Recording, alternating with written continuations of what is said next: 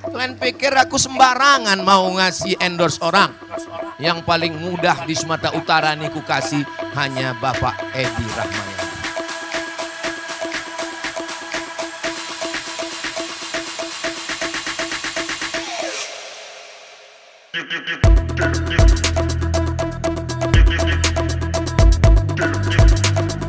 Belum menyaksikan video ini, pastikan bosku jangan lupa subscribe. Karena subscribe itu gratis plus bonus tonton video terbaru setiap harinya.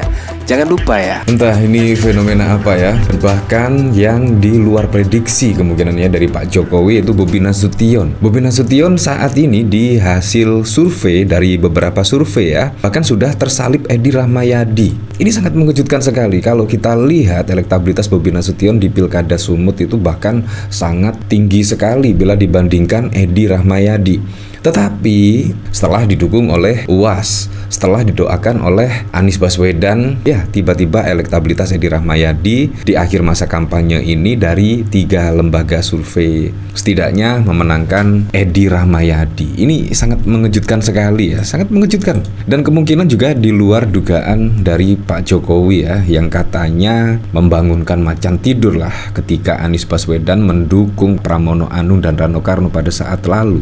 Tetapi ada kejutan lagi setelah Edi Rahmayadi didukung oleh Anies Baswedan, didoakan menang pada Pilkada Sumut, tiba-tiba hasil elektabilitasnya naik. Ini sangat mengejutkan sekali lah. Semoga saja lah pada Pilkada serentak besok bisa berjalan dengan aman, lancar, dan jujur dan juga adil. Menurut saya itu yang paling penting ya. Nah bahkan kalau kita lihat UAS itu sudah mendukung Edi Rahmayadi dan Hasan. Itu sangat mengejutkan sekali di akhir masa kampanye ya. Kemungkinan di luar prediksi dari Pak Jokowi dan Bobi Nasution, tiba-tiba UAS mendukung Edi Rahmayadi. Otomatis lah kalau kita lihat nama UAS itu kemungkinan di Sumut sebagai panutan lah kemungkinan. Dan akhirnya ya bisa saja membuat elektabilitas Edi Rahmayadi naik. Seperti ini video dari UAS. Nah ini juga menyindir tipis-tipis ya. Saya itu tidak gampang mengendorse seorang calon gubernur. Nah, karena kedekatannya dengan Edi Rahmayadi, akhirnya UAS pun mau turun gunung dan mengkampanyekan Edi Rahmayadi dan Hasan. Kalian pikir aku sembarangan mau ngasih endorse orang? Yang paling mudah di Sumatera Utara nih ku kasih hanya Bapak Edi Rahmayadi. Karena saya kenal sudah lama dengan beliau.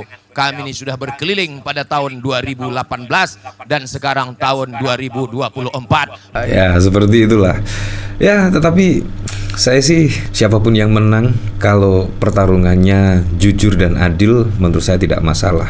Yang penting kebijakan-kebijakan dan program-programnya untuk mensejahterakan masyarakat di Sumatera Utara. Menurut saya itu saja sih. Dan kemungkinan juga akan deg-degser ya Pak Jokowi ya, setelah didukung oleh UAS, didukung oleh Anies Baswedan, tiba-tiba elektabilitas dari Edi Rahmayadi naik. Kalau kita lihat pada saat lalu sangat tertinggal jauh ya elektabilitas Edi Rahmayadi ya. Di sini dikomentari oleh Rie, UAS dukung Edi Rahmayadi dan Hasan. UAS dukung Cagup yang diusung PDIP dan tak mau dukung mantu Jokowi yang didukung PKS dan Kim Plus. Ada kesamaan dengan Anies yang tak mau dukung Cagup yang ada Bau Mulyodonya.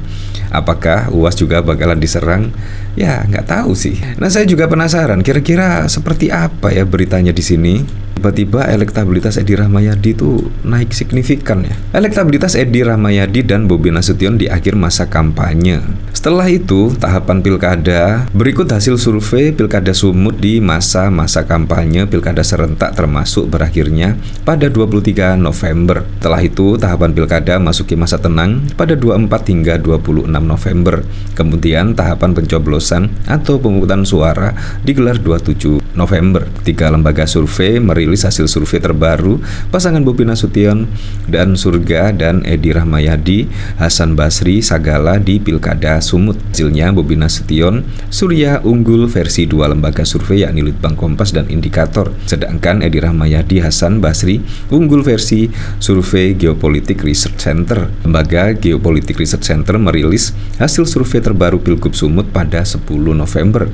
Survei digelar pada 28 Oktober hingga 7 November dengan melibatkan mendapatkan 1.580 responden. Margin of error 2,47% dengan tingkat kepercayaan 95%. Survei dengan pertanyaan terbuka kepada 1.580 responden menanyakan pasangan calon yang mereka pilih jika Pilgub Sumut digelar hari ini. Hasilnya menunjukkan pasangan Edi Hasan mendapatkan dukungan 45,6%, sedangkan Bobi Surya 42,3%.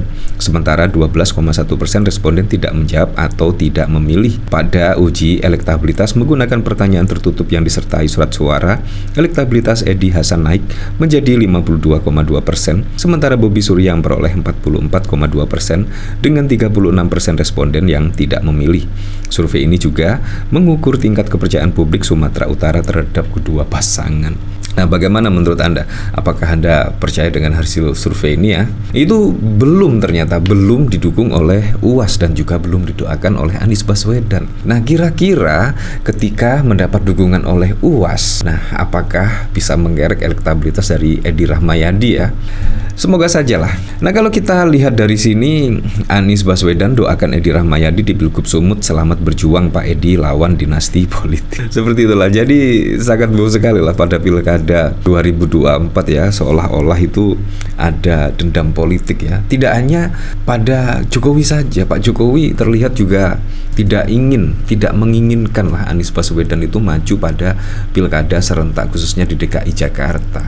Apalagi kalau kita lihat pada fenomena yang lalu, Anies Baswedan sudah didukung setidaknya untuk maju pada pilkada Jakarta oleh PKB, PKS, dan bahkan juga Nasdem. Tiba-tiba ya semua partai-partai meninggalkan Anies Baswedan dan gabung kepada koalisi Indonesia Maju yang mendukung Pak Jokowi pada saat lalu. Dan ini pun wah katanya mawarar sih ketika Anies Baswedan turun gunung untuk menjadi juru kampanye dari Pak Pramono Anung. Katanya akan membangunkan macan tidur, yaitu Pak Jokowi dan Pak Prabowo. Ini sangat mengejutkan sekali, padahal yang memulai itu ya dari Pak Jokowi. Ketika Anies Baswedan tidak maju sebagai gubernur DKI Jakarta, calon gubernur DKI Jakarta itu ya, bahkan juga sudah beredar luas ya, ada semacam iming-iming partai yang mengusung Anies Baswedan pada saat lalu akhirnya meninggalkan. Nah, dari sini bahkan dikomentari oleh Dens, alhamdulillah satu nafas satu hati dengan